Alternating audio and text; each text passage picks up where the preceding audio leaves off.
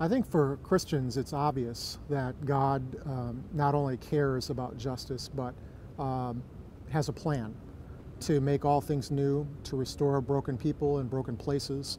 And we see this not only in the ministry of Jesus Christ, we see it through the arc of the narrative of Scripture. And we understand that not only is God a God of justice, but beyond justice, God is a God of shalom. God is a God of peace.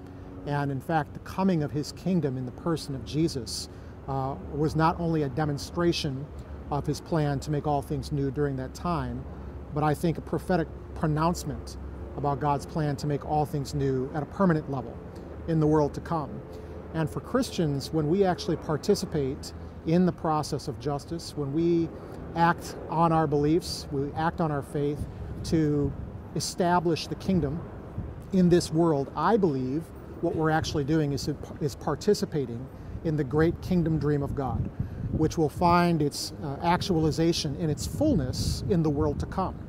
And so I believe in real time and in real space, we can actualize in this world a piece of heaven.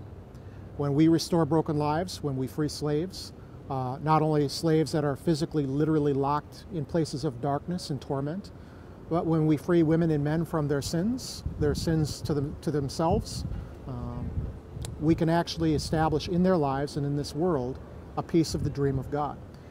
I think furthermore, if Christians don't care about these things, really no one else has the intrinsic motivation to do so. There is no real reason to care for the needs of the marginalized, for the poor, to speak out against the injustices of commoditization, other than the transcendent values that we find in our faith.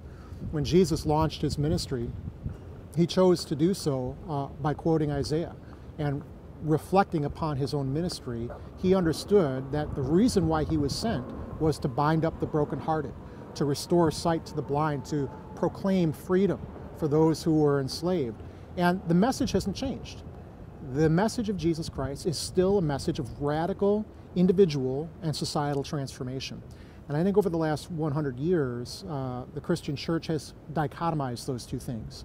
And so in the price of life, what we're trying to mobilize both Christian and non-Christians towards is an integration of faith and action, that we actually express our faith through our actions around justice.